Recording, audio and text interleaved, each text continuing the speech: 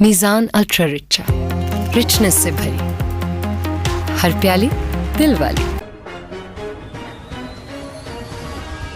آج شہرانی کالونی میں بکر نے اپنے بیان میں کہا کہ ہمارے پاکستان کے تمام مذہبی اور سیاسی فرقے یہود و نصارہ اور روس کے دلال ہیں۔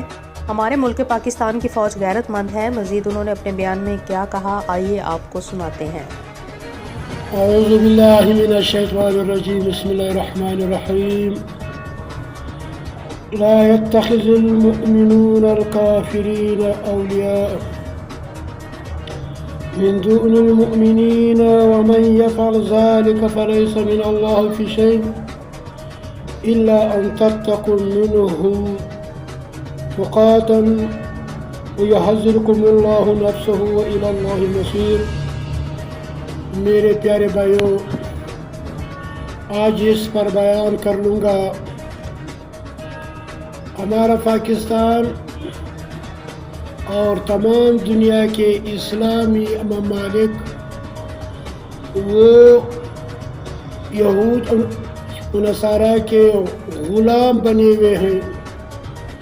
ادھر چاہے وہ مذہبی پارٹیاں ہیں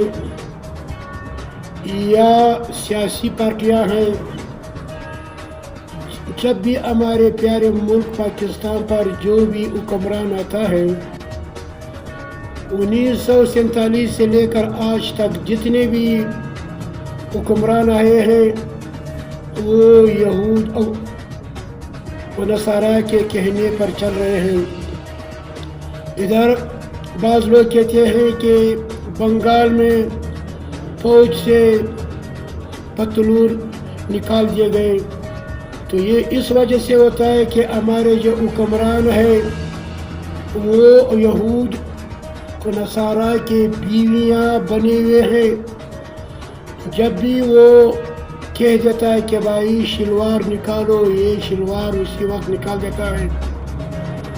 تو بات یہ ہو رہا ہے کہ پاکستان کا جو فوج ہے وہ نڈر ہے، غیرت مند ہے، لیکن جو پاکستان کے دلال ہے، جو وزیر اعظم ہے، جتنے بھی جو آئے ہیں، چاہے وہ عمران خان سے لے کر جناح تک، سب کے سب جو ہے وہ اسلام کے وفادار نہیں ہے، سب کی سب وہ غیروں کے کہنے پہ چل رہے ہیں۔